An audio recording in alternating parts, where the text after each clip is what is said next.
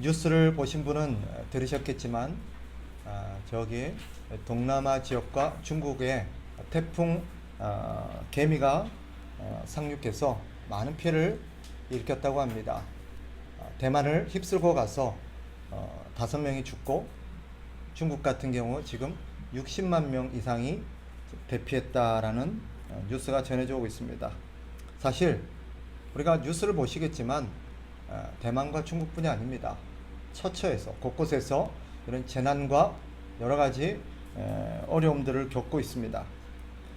홍수와 태풍과 각종 재난이 있고 수많은 사람들이 죽어가고 있습니다. 삶의 터전을 잃고 대피한 사람도 수만 명에 이릅니다. 사실 재난뿐이 아니죠.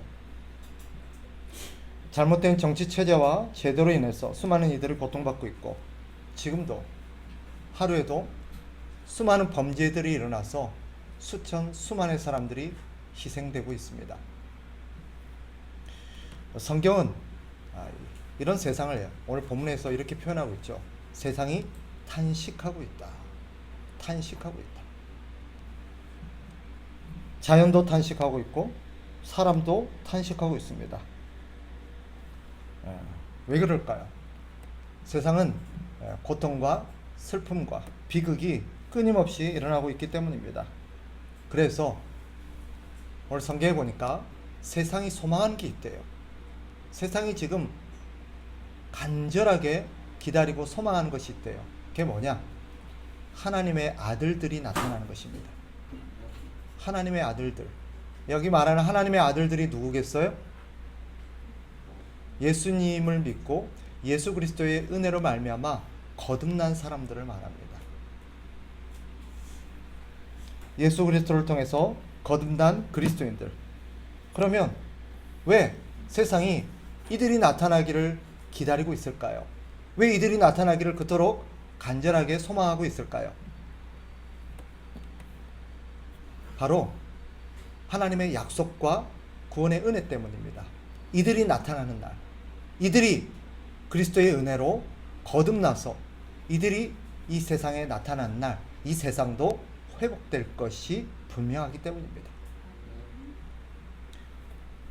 사실 오늘 이 본문은 우리에게 3가지 질문을 불러일으킵니다. 도대체 이 세상이 왜 이렇게 되었냐 하는 것이죠. 왜 세상이 이렇게 흉악하고 끔찍하고 고통스럽고 비극이 넘치는 세상이 되었느냐. 두 번째는 장차 이 세상이 어떻게 될 것이냐.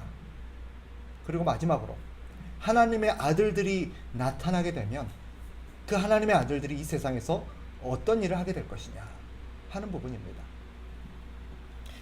우리가 아는 것처럼 세상이 처음부터 이러지는 않았습니다.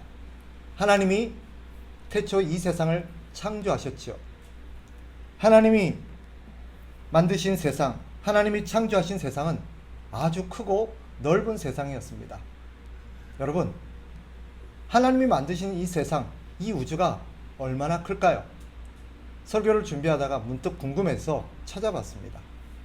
우리가 이 세상, 이 우주가 넓다는 것은 알고 있어요. 그죠? 얼마나 넓을까? 찾아봤더니 대략 이렇습니다. 솔직히 계산은 안 돼요. 여러분 머릿속으로 한번 상상해 보세요. 우리가 속해 있는 이 뭐랄까요? 행성계랄까요? 태양계라고 부르는데 이 태양계, 이 지구가 속해 있는 이 태양계의 크기가 얼마나 큰가 봤습니다. 그랬더니 태양을 중심으로 해서 마지막 행성이라고 알려져 있는 저기 해왕성, 천왕성인가요? 해왕성이네요. 해왕성까지, 원래는 명왕성까지도 포함되었는데 이제 명왕성은 사라졌대요. 행성이 아닌 걸로. 그래서 해왕성까지가 마지막 행성으로 보는데 이게 이 태양계의 반지름이래요. 그러니까 절반이라는 얘기예요. 그만큼 반대가 또 있다라는 얘기겠죠. 그렇게 크기를 봤더니 대략 100억 킬로미터랍니다. 100억 킬로미터. 얼마나 넓은지 아시겠어요? 그리고 이런 태양계가 다가 아니래요. 이 태양계 밖에는 이런 태양계가 무수히 많은 은하계라는 게 있답니다. 이런 은하계가 얼마나 큰가 찾아봤더니 약 그 크기가 10만 광년이랍니다. 10만 광년. 이 광년이라는 단위가 뭐냐면 빛이 1년 동안 가는 거리를 의미해요. 빛이 1년 동안 가는 거리. 그래서 빛이 얼마나 빠른가 찾아봤습니다. 빛이 찾아봤더니 1초에 빛이 1초에 30만 킬로미터를 간답니다. 1초에. 그래서 10만 광년 동안 빛이 그러니까 10만 년 가는 거죠. 10만 년 동안 가는 거리가 은하계의 크기인데 대략 얼마인가 계산해 봤더니 9조 5천억 킬로미터입니다. 9조 5천억 킬로미터. 그런데 그게 다가 아니래요. 그런 은하계가 무수히 많은 또 우주가 있다는 거죠. 우주의 크기를 사실은 가늠하기가 불가능합니다. 그런데 학자들이 어떻게 추정을 했는지 연구에서 추정한 결과치가 나왔습니다. 대략 우주의 크기가 얼마나 되느냐? 457억 광년 정도 된답니다. 457억 광년. 하여튼 큽니다. 그래서 우주는 우리 입장에서 봤을 때 무한히 크고 넓습니다. 문득 이런 질문이 떠오르죠. 그러면 하나님께서는 이 세상을 왜 이렇게 크게 지으셨을까? 이 우주를 왜 이렇게 광대하게 크고 넓게 지으셨을까? 사실 그 중에서 이 광활한 이 광대한 우주에서 우리 인간이 차지하고 있는 지역과 그저 인간이 볼 수 있는 지역과 인간이 누릴 수 있는 지역은 먼지만도 안 돼요. 나머지 그 광활한 우주, 태양계 밖의 은하계와 그 밖의 우주는 사실 우리에게는 그저 있는가 보다 할 어떤 관념 속의 어떤 장소에 불과한 그런 지역입니다. 그런데도 하나님은 왜 그런 지역을 만드셨을까? 왜 우주를 이렇게 넓게 지으셨을까? 성경에 따르면 하나님이 무한히 크신 분이기 때문입니다. 하나님이 무한히 크신 분이기 때문에 이 광활한 우주는 하나님이 얼마나 크신 분인가를 우리에게 보여주는 하나의 시청각 자료입니다. 사실 이런 무한한 우주도 광대한 우주도 이 하나님의 무한하신 크기에 비하면 먼지만도 안 돼요. 하나님은 그토록 무한히 크신 분입니다. 뿐만 아니라 성경에 따르면 하나님이 이 세상을 이렇게 광활하게 크게 지으셨을 뿐만 아니라 이 세상을 아름답게 창조하셨다라고 말합니다. 왜 이 세상을 이렇게 아름답게 만드셨을까? 하나님이 아름다우신 분이기 때문입니다.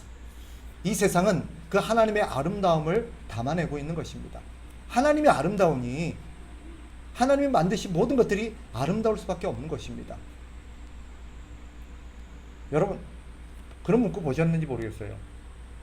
공중 화장실에 가면 자주 보이는 문구 하나가 있습니다. 뭐냐면 아름다운 사람은 머문 자리도 아름답습니다.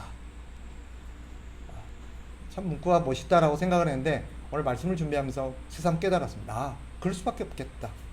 아름다운 사람은 머문 자리가 아름다울 수밖에 없겠다라는 생각을 했습니다. 하나님에게서 그걸 보아요. 이 세상이 이토록 아름다운 것은 하나님이 아름다우신 분이기 때문입니다. 그런데 문득 우리에게 다시 본문으로 돌아오면 질문 한 가지가 떠오릅니다. 그러면 이 세상이 왜 이렇게 되었냐는 거예요.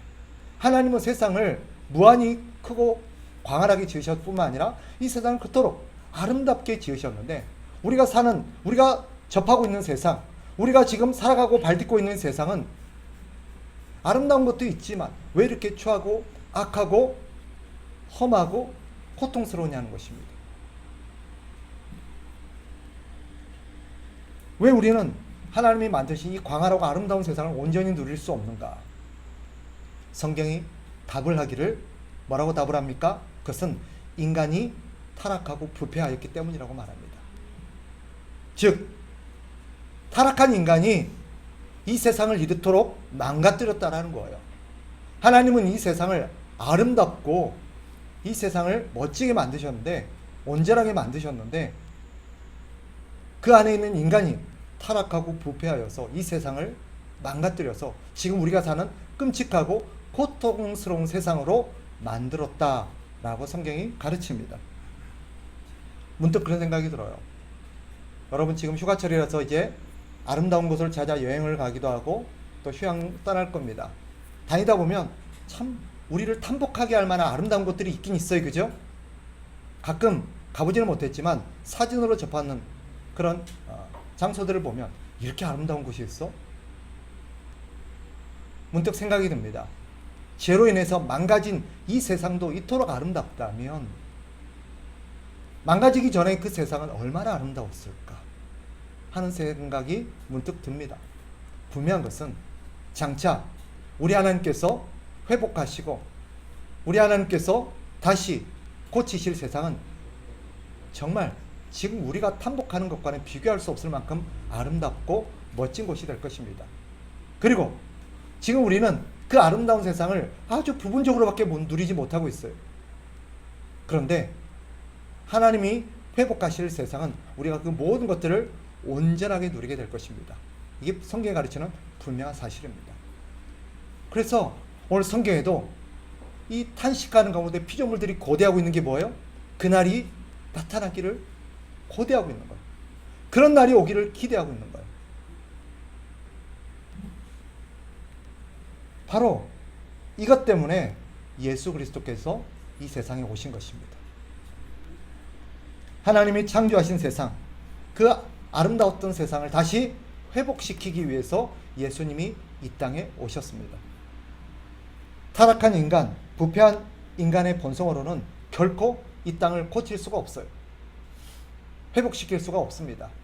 인간이 이 세상을 고치려고 하는 것은, 바로잡으려고 하는 것은 마치 뭐와 같냐면 하얀 식탁 위에 쌓인 먼지를 치우기 위해서 더러운 걸레로 닦는 것과 똑같습니다.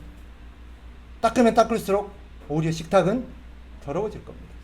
그게 더럽고 부패해진 인간이 이 세상을 고치려고 하는 시도와 똑같습니다. 예수님이 오셔야 됐던 이유입니다. 오직 거룩하시고 완전하신 예수님만이 이 세상을 온전하게 회복시킬 수 있는 까닭입니다. 그런데 기억하셔야 돼요. 예수님이 다시 회복하실 이 세상은 그저 단순히 타락하기 이전의 그런 아름다움이 아닙니다. 그것보다도 훨씬 완전하고도 더 아름다운 세상이 될 것입니다. 그게 성경에 그려져 있어요.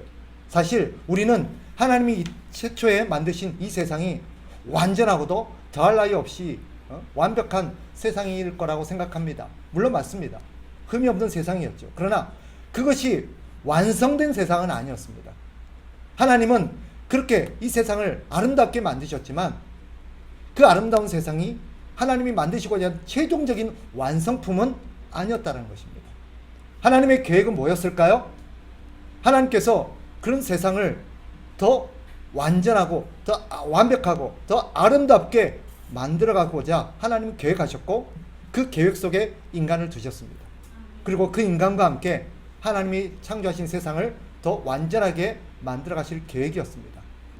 그런데 인간이 배신하고 타락하고 부패하여서 하나님의 계획이 실패로 돌아간 거고 하나님이 만드시고자 했던 그 아름다운 세상을 다 망가뜨려 버린 거예요. 그래서 지금 우리가 사는 이 세상이 이 지경이 된 것입니다. 하나님은 인간을 통해서 그것을 다시 해보시려고 했지만 인간으로는 불가능했습니다. 시간을 많이 주셨고 수천 년, 수만 년, 수십만 년을 기다리고 하나님이 그 인간들이 다시 이 세상이 새롭게 되도록 이 인간들이 뭔가를 하기를 기대하셨지만 사람들은 결코 할 수 없었습니다. 그래서 예수 그리스도를 이 땅에 보내신 것입니다. 그렇다면 우리 생각은 이렇습니다. 예수님이 이 땅에 오셔서 예수님이 그러면 이 세상을 회복시키기 위해서 하셔야 될 일이 뭔 것 같아요? 이 세상의 각종 여러 가지 삶의 방식과 시스템과 환경과 여러 가지들을 고쳐야 될 것 같아요. 그럼 물어봅시다. 우리 예수님이 이 땅에 오셔서 그런 일을 하셨을까요? 그런 일을 안 하셨어요. 우리 예수님이 이 땅에 오셔서 하신 일은 뭐예요? 사람을 고치는 일이었어요. 예수님이 이 땅에 오셔서 하신 일은 오직 이 땅에 3년 동안 계시면서 사람에게 주목하셨고 사람을 고치시고 사람을 회복하셔서 사람을 거듭나게 하시는 일을 예수님이 하셨습니다. 왜 그러셨을까요? 이유는 분명합니다. 이 세상이 타락된 것이 누구 때문이에요? 사람 때문입니다. 사람 때문에 이 세상이 망가뜨려졌고, 사람 때문에 이 세상이 고장났고 타락하고 부패하였기 때문입니다. 사람이 거듭나지 않고는, 사람이 바뀌지 않고는, 사람이 새로워지지 않고는 이 세상을 고쳐봤자 아무 소용이 없는 것입니다. 우리가 그걸 경험하잖아요. 집 깨끗이 치워놓고 나가면 어때요? 그 아름답고 깨끗한 집이 그대로 있어요? 갔다 오면 어때요? 애들이 엉망을 만들어 놓잖아요. 똑같아요. 하나님 그걸 안 해보셨겠어요? 우리가 아는 것처럼 하나님께서는 이 세상이 완전히 타락하고 부패해져서 더 이상 소망이 없자 어떻게 하십니까? 물로 이 세상을 완전히 다 씻어버렸어요. 깨끗하게 이 세상을 새롭게 청소하셨어요. 그리고 새롭게 인류를 통해서 이 세상을 시작하셨습니다. 하나님이 기대하신 세상은 뭘까요? 과거는 완전히 씻어버렸으니 이제 새롭게 된 세상에서 사람들이 새롭게 이 세상을 아름답게 살아가고 갖고 가기를 기대하셨을 것입니다. 그랬습니까? 세상은 또다시 타락하고 부패하여서 더 이상 하나님이 손 쓸 수 없을 정도로 세상은 더 망가지기 시작했습니다. 사람이 바뀌지 않고는 세상은 바뀔 수 없습니다. 사람이 달라지지 않고는 이 세상 아무리 고쳐봤자 소용이 없습니다. 세상은 사회 제도를 개혁하면 세상이 바뀔 거다. 교육 시스템을 바꾸면 세상이 달라질 거다. 복지 제도를 새롭게 하면, 아니 형사 제도를 새롭게 하면, 아니 여러 가지 사람들이 필요한 시스템을 구축하면 이 세상이 달라질 거다. 그럴까요? 절대 그렇지 않습니다. 하나님께서 오직 사람을 고치시고 사람을 회복시키신 이유입니다. 사람이 거듭나야 합니다. 예수님께서 사람을 거듭나는 일에 집중하신 이유입니다. 사람이 거듭나서 새롭게 되지 않고는 이 세상은 절대 바뀌지 않습니다. 여러분, 우리가 그것을 경험하잖아요. 집안에서 여러 가지 문제가 일어나고, 회사에서 여러 가지 문제가 일어나고, 교회에서 여러 가지 문제가 일어납니다. 이 방식, 저 방식, 이런 어떤 저런 방법 다 동원하면 바뀔까요? 안 됩니다. 안 돼요. 사람이 바뀌어야 돼요. 사람. 우리의 문제는, 이 사회의 문제는, 우리 교회의 문제는, 우리 가정의 문제는 방식이 있는 게 아니에요. 뭐에 있어요? 사람이 변하지 않기 때문에. 사람에게 있는 거예요. 세상의 방식을 바꾸려는 게 아니라 사람이 변해야 돼요. 그래서 성경에 따르면 하나님이 만드실, 하나님이 회복하실 새하늘과 새 땅에는 오직 어떤 사람들만 있을 수 있을까요? 예수 그리스도를 통해서 거듭난 사람들만 그 땅에 살 수 있습니다. 만일 그 땅에 단 한 명이라도 거듭나지 않은 사람이 그 땅에 살게 된다면 세상은 어떻게 될까요? 그 사람 때문에 온 세상이 엉망이 될 겁니다.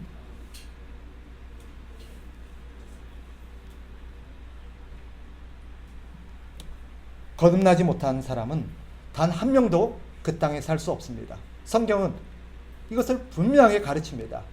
우리가 잘 아는 이사야서 35장 8절에 보면 이렇게 말합니다. 거기가 어디예요? 새하늘과 새 땅을 말합니다.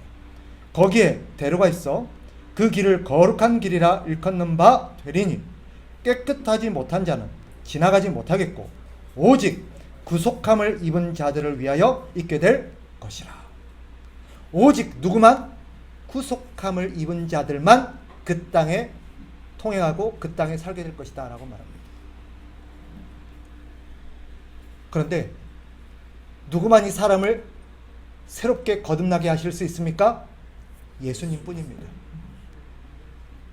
수많은 학자와 수많은 뛰어난 사람이 사람들에게 이런저런 좋은 교육을 시킬 수는 있을지 모르지만 그 사람을 본질적으로 새로운 피조물로 거듭나게 하실 수 있는 분 오직 예수님밖에 없어요. 그래서 예수님을 믿어야 돼요. 그래서 예수님을 믿어야 되는 거예요. 예수님은 그렇게 거듭난 사람들을 통하여서 하나님의 나라를 완성해 나가실 것입니다. 여러분, 이 땅에 왜 하나님께서 거듭난 사람들을 이 세상에 남겨놓으신 줄 아십니까? 이 세상에 왜 거듭난 사람들을 모아서 교회를 세운지 아십니까? 바로 그들을 통해서 새롭게 된 하나님의 나라, 회복될 하나님의 나라를 함께 이루어 나가시기 위함입니다. 물론 그 일을 누가 하십니까? 예수님이 하십니다. 예수님께서 이 세상을 온전히 하실 것입니다. 그런데 예수님이 혼자 하지 아니하시고 거듭난 예수 그리스도를 통해서 거듭난 새로운 피조물이 된 하나님의 사람들과 하나님의 아들들과 이 일을 함께 하십니다. 그래서 세상의 피조물들이 이 세상이 거듭난 하나님의 아들들을 기다리고 있는 것입니다. 그들이 나타나기를. 왜? 그들이 나타나면 어떻게 되길래? 그들을 통해서 하나님께서 새롭게 하신 그 하나님의 나라가 점점 이루어지고 완성되어져 가기 때문입니다. 그러니 이 땅에 신자가 해야 될, 교회가 해야 될 일은 분명합니다. 바로 무엇입니까? 예수님께서 회복하시는 이 세상, 예수님께서 만들어 가시는 그 하나님의 나라, 그 나라를 우리가 지키고 보존하고 유지하고 함께 이루어가는 것입니다. 그런데 저를 보세요. 예수님이 그 하나님의 나라를 어떻게 이루어 가셨어요? 사람을 거듭나게 하심으로. 어떻게 하셨다고요? 사람을 거듭나게 하심으로. 사람을 변화시킴으로. 따라서 교회가 이 땅에 존재하면서, 신자가 이 땅에 존재하면서 하나님의 나라를 이루어가기 위해서 해야 될 일은 분명합니다. 오직 어디에 집중해야 됩니까? 사람들이 거듭나도록 돕는 것입니다. 사람들을 예수님께로 데리고 가는 거예요. 사람들을 예수님 앞으로 인도하는 것입니다. 그래서 예수님 만나게 하는 거예요. 예수님을 통해서 거듭나게 하는 거예요. 그게 교회가 해야 될 중요한 일입니다. 교회는 그 일에 집중해야 합니다.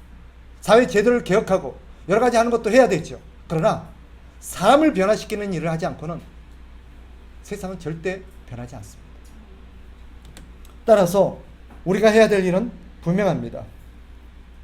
무엇입니까? 사람들이 회복되도록 돕는 것입니다. 사람들을 예수님께로 데리고 오는 것입니다. 그리고 그 사람들이 예수님을 믿고 새로운 피조물로 거듭나게 하는 것입니다. 그리고 두 번째, 그것과 더불어서 교회가 해야 될 일이 또 한 가지 있습니다. 무엇입니까? 새하늘과 새 땅, 하나님께서 회복하시는 새하늘과 새 땅, 이 새로운 나라에서 하나님의 백성들은 어떻게 살아가야 되는지를 보여주는 것입니다. 그것을 보여주는 이 땅의 바로 출장소와 같은 그 하나님의 나라의 어떤 모델하우스와 같은 곳이 교회입니다. 그래서 교회는 어떤 사람들이 모여있는 곳입니까? 거듭난 새로운 피조물들이 모여있는 곳입니다. 적어도 그런 새로운 피조물들이 되기를 열망하는 사람들이 모여있는 곳입니다. 그리고 그곳에서 하나님의 사람들, 하나님의 아들들은 어떻게 삽니까? 새로운 나라, 새로운 질서, 새로운 방법으로 살아갑니다. 그게 그리스도인들이고 그게 교회입니다. 어떻게 해요? 하나님이 만드신, 하나님이 우리에게 정하시고 하나님이 우리에게 분부하신 새로운 질서, 새로운 어떤 체제, 새로운 어떤 방식, 성경에서 나타난 성경적인 세계와 방식이 바로 우리가 구현해야 될 새로운 하나님의 나라의 삶의 모습입니다. 예를 들면 이 세상에는 사회 시스템과 정치 시스템이 어때요? 빈부가 존재합니다. 그러나 하나님의 나라는 어떻습니까? 모두가 함께 더불어 살아가는 세상입니다. 이 세상에는 높고 낮은 신분의 차이가 존재합니다. 그러나 하나님의 나라는 어떻습니까? 신분의 차이가 존재하지 않습니다. 모두가 서로 존귀하고 동등하게 살아가는 세상입니다. 이 세상에는 귀하고 덜 귀한 귀천의 어떤 일들이 존재합니다. 그러나 하나님의 나라는요, 모든 일이 존귀합니다. 일로 사람을 차별하지 않습니다. 이 세상에는 외모를 가지고 사람을 판단하고 외모를 가지고 사람을 차별 대우합니다. 그러나 하나님의 나라는 어떻습니까? 외모를 갖고 사람을 차별하지 않습니다. 그 사람이 많이 배웠니 안 배웠니, 많이 가졌니 안 가졌니, 직업이 어떠니, 잘생겼니 못생겼니, 그것은 하나님의 나라에서는 전혀 문제가 되지 않습니다. 모두가 하나님의 존귀한 피조물로서 동등하게 대합니다. 이게 하나님의 나라요, 이게 교회입니다. 마지막으로 이 땅을 사는 우리 그리스도인들이 이런 일을 하면서 살아가면서 마지막으로 우리 가슴 속에 새겨야 될 교훈 한 가지는 인내와 소망입니다. 우리 주님께서 그 일을 반드시 완성하실 것을 믿고 인내하며 기다리는 것입니다. 일하다 보면, 기다리다 보면, 함께 우리 주님을 섬기다 보면 지치고 힘들 수 있습니다. 우리가 기대하는 만큼 빨리빨리 사람이 변하지 않고 하나님의 나라가 완성되지 않고 하나님의 일이 더디게 진행되는 것 같아서 지칠 수 있고 낙심할 수 있습니다. 그러나 성경이 뭐라 그래요? 그것을 믿으면 인내하고 기다리라는 거예요. 마지막 25절 보세요. 같이 한번 읽습니다. 시작. 만일 우리가 보지 못하는 것을 바라면 참음으로 기다릴지니라. 우리가 해야 될 게 뭐예요? 기다리는 것입니다. 기다리기 위해서 필요한 게 뭐예요? 참음입니다. 참음. 그래서 하나님과 동역하면서 이 하나님의 나라를 이루기 위한 우리 하나님의 사람들이 필요한 마지막 한 가지가 뭐예요? 참고 기다리는 것입니다. 왜 사람이 빨리 안 바뀌지? 왜 저 사람이 빨리 거듭나지 않지? 우리를 지치게 할 수 있어요. 마음을 상하게 할 수 있어요. 어떻게 해야 돼요? 참고 기다리는 것입니다. 반드시 주님께서 저 사람을 변화시키고 새로운 피조물로 고쳐주실 것을 믿음으로 낙심하지 마십시다. 그게 우리가 해야 될 일입니다. 말씀을 정리하겠습니다. 이 세상은 거듭난 그리스도인들이, 거듭난 하나님의 아들들이 나타나기를 기다리고 있습니다. 세상을 새롭게 하기를 기대하고 있습니다. 우리 울산 동구 지역에도 마찬가지입니다.